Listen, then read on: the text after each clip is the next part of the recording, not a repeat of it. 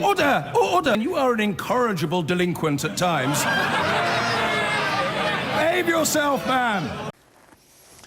The Prime Minister has been accused of playing politics by Labour with what they're calling an utterly unjustified delay in publishing the report into alleged Russian interference in UK matters.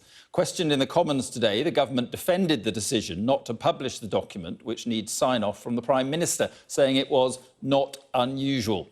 The sign-off would usually take 10 days, but if the report is not revealed before Parliament is dissolved tonight, it will not be seen until after the election. Our defence and security correspondent Alistair Bunkle reports.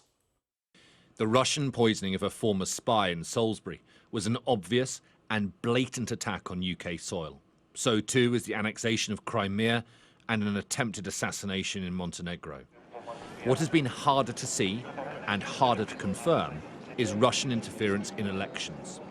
It happened in the United States, it happened in Germany, and so Parliament's Intelligence and Security Committee has been trying to establish if it happened here. We need to be aware, we need to have the information so that people are aware of the hazards and the dangers. That, I think, is the prize in this report, is a much greater level of public awareness and indeed demonstrating to the Russians that the kind of activities that they are engaging in, we know about and we understand. The ISC's report has been written, redacted and cleared for publication. It is now with the Prime Minister. A security source told Sky News that they have no issue with it being published. But Downing Street says that won't happen now until after the election. How is it that the Prime Minister has claimed through the Number 10 spokesman that there must be further delays for consultation about national security, and I ask this of the Minister, when the agencies themselves have indicated publicly this morning in response to journalistic inquiries that the publication will not prejudice the discharge of their functions? It is not unusual for the review of ISC reports to take some time. The average turnaround time is 6 weeks. It is not as if, Mr. Speaker, the Prime Minister has had not one or two other things to do during the last several weeks. It is unusual for a Prime Minister to sit on a report for this long, and it is surprising given that the report is directly relevant to democracy and the current election. Publish this report and let us see for ourselves. Otherwise, there is only one question: what have you got to hide? And that is the question that will hang over Boris Johnson until the report is eventually published. No details of its contents have leaked, so for as long as it remains secret, there will remain an assumption that the Prime Minister has something to hide. Alistair Bunkle, Sky News. It is your committee, which I think uniquely meets in secret, that has put together a report, a 50-page dossier, looking at the, Russian infiltration of British politics, including the Conservative Party. Is that right so far, Dominic? Not quite. The report is about the threat posed by Russia. Right. And it covers a wide range of issues, not just about subversion or penetration of political institutions or anything of that kind. It covers espionage. It covers Russia's role in assassinating people in this country, Russia's threat to our partners in our near abroad. It is a wide-ranging report on the challenge posed by Russia and whether we have the right intelligence and security measures in place to try to counter it. That's what the report is all about. And part of that does deal, as I explained when I took my point of order on Thursday, in issues surrounding Russia's attempts to subvert electoral processes. And I want to emphasise, we know, and I think as a matter of fact, that Russia has done this in other countries, but one of the issues that we've been looking at is about the risks or the events that in this country and whether Russia has such an involvement. So that's what the report is about. So it's a wide-ranging report. Yes. This report ought to have been published ought to have been published today, but ought to have been given clearance last Thursday. With a report of this sort, what happens is that we prepare it, we take witness evidence. When it's all ready, we go through quite a complicated process that takes several months, where we redact it, or at least discuss it with the intelligence agencies to make sure that there's nothing that appears in the public report which could endanger national security. And that process is a bit like a game of ping pong. The intelligence agencies will come up with some concerns, we will respond to them, and then we may do it again if necessary. And what happens is at the end of it, we arrive at a consensus as to how the report can be presented to the public. That process was finished in the early part of October. And on the 17th of October, we then submitted the report in its final form for publication, as well as the version which will not see the light of day, to the Prime Minister, so that the Prime Minister can sign it off. The Prime Minister has the right to veto publication, but this has never happened previously. And if he is to do it, then he has to give an explanation why to us. And the protocol is that that final bit of the process takes 10 days. And one of the reasons why we dealt with it quickly in the final stages, because we wanted to get it out, because we thought there might be a general election. And if there is one, this report probably won't see the light of day for another 6 months, if ever. So for that reason, we want it out. And why do you say that? Why would a general election see it? Because once a general election has been called, we cannot publish it. We have to lay it before Parliament when Parliament is sitting. And even after the election, it can only be done when the committee is operational. And usually it takes up to 5, even 6 months to get the committee going again. I understand. And yet, surely if I'm presumably infiltration, including of electoral processes or seeking to influence elections, it would, to most people in a rational universe, seem urgent to publish something that might... I think it would be very informative and helpful for the public that this should come out before an election, seeing that there has been a lot of public disquiet expressed about such risks relating to elections. So it's clearly germane to a general election, and that was one of the reasons why we wanted to get it out. So that's why I've been so utterly disappointed and horrified, really, about the government's response. Well, what reasons have they given you for not?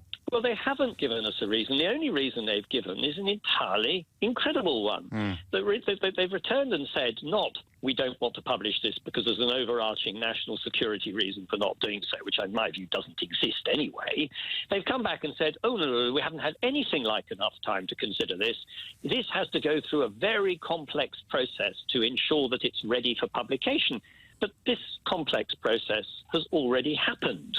You've done it. There is, and indeed today I note that in one newspaper it's suggested that the agencies themselves have said there is nothing to prevent this report coming out. They're completely satisfied it is now in a publishable form. So all this is bogus. And this also worries me because this is a government which seems, through its spokesman at number 10, to keep on coming out with bogus explanations about anything which doesn't appear to suit them at any given moment. And I find this form of government really rather worrying. I mean, historically, UK governments, and they may sometimes not tell the whole truth, but they don't go around saying things which are utterly and completely idiotically wrong. Well, you're not pulling your punches today, Dominic. No, I mean, what are you allowed to tell me? I mean, if I were to say to you, does the report address the possibility of Russian influence or Russian infiltration of the Vote Leave campaign? Could you answer that in the affirmative? No, I won't answer it, I'm afraid. Okay. I'm just looking for reasons why they might want to keep a lid on things. I'm afraid I'm not in a position to say that, because that would then start to leak parts of the report. And that was something else which irritated me. They started suggesting that we had leaked parts of the report, which was outrageous, actually, because we haven't. I mean, there's been a bit of press speculation, and there are some commentators who have their own sources elsewhere and believe that they happen to know what some of the issues are about. But that's quite a different... That's always going to happen. None of this report has been leaked. I haven't seen any suggestion anywhere. No, nor have I. Well, no. And again, you probably can't even answer this, but I'll chance my arm. How... Because one wonders, looking at Donald Trump's way of dealing with potentially embarrassing information, if you postpone and prevaricate, then when finally it does emerge, it can hardly live up to the hype, if you follow what I mean. Well, I think you may... this is an interesting point. Yes. I do worry that there is a pattern of government behaviour which raises temperature and then reduces it. And whether this is planned, I simply don't know. But I found it one of the most alarming aspects of the way this government has behaved, as I've watched it over the last 2 months since Boris Johnson became Prime Minister, that we seem to have this tendency to create these sort of firestorms of disinformation, which are designed to sort of obscure the facts. And when they finally come out to mean that the facts have lost their clarity or that they can be rubbished in some other way. And that does worry me very much. It's not the only example, because if you remember in September, we had this extraordinary assertion by Number 10, which concerned me personally, that we were in the pay of foreign governments and that we were going to be investigated by the government over the passage of the Benn Act.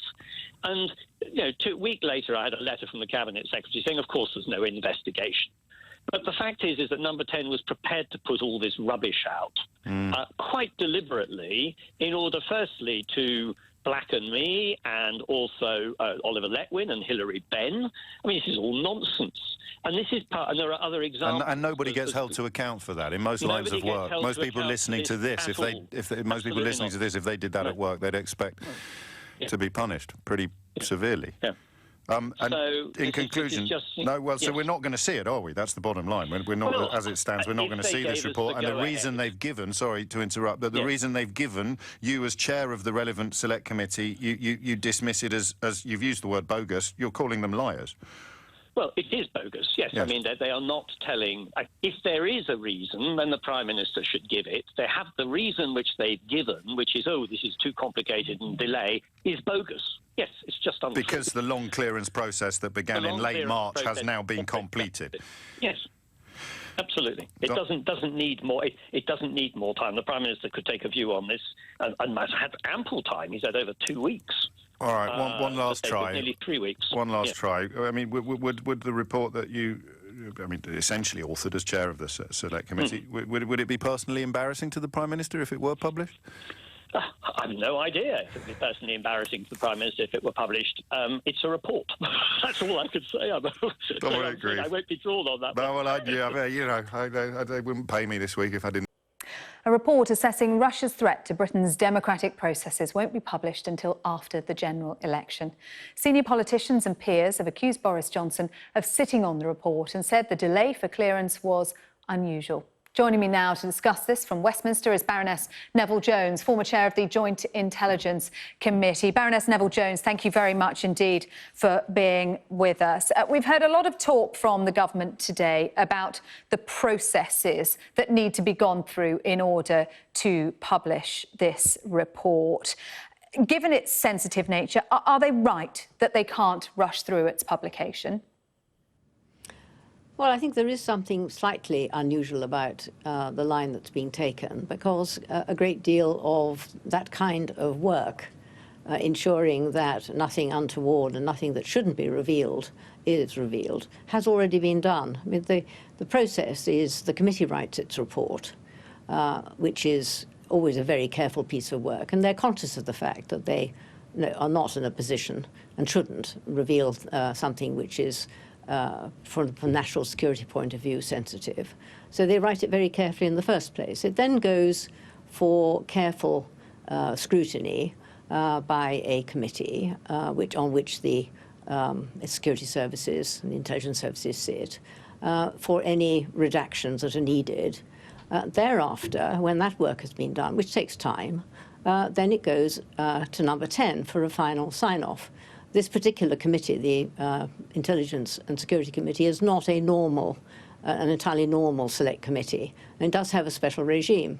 And a sign-off by the Prime Minister of the day is part of the system, which normally takes a maximum of 10 days. So it is unusual and it is surprising, particularly in view of the subject matter, where it's about Russian interference in the domestic affairs of this country, of which there is evidence, whether it be through social media or through hacking or I mean, there are a number of ways in which you can manipulate information. And we know that this is something which is of concern and of which there is evidence. So there is no more sensitive time, obviously, in any country's existence than an election.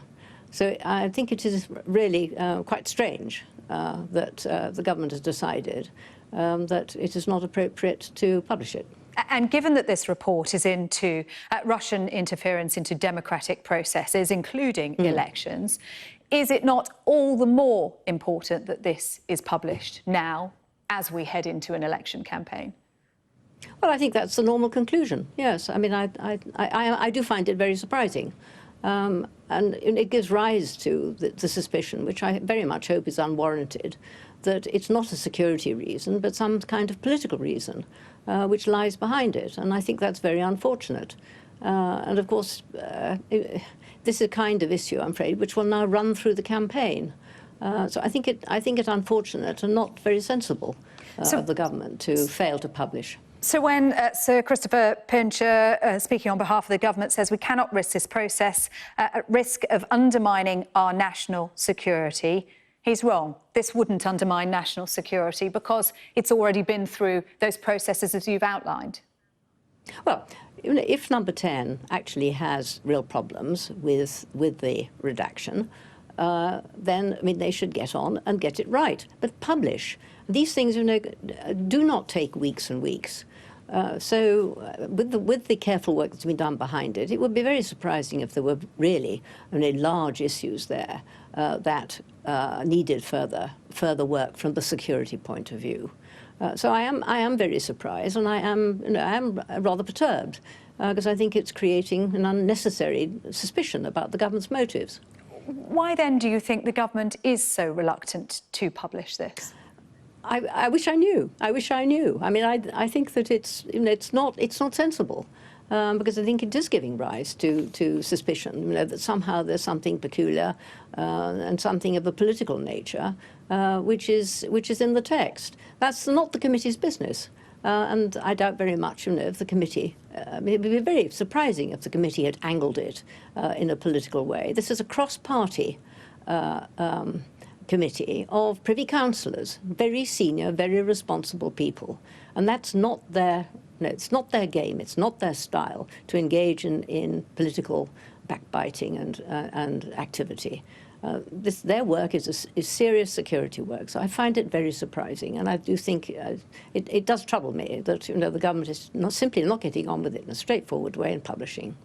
Have you known a government deliberately delay publication of a report like this before?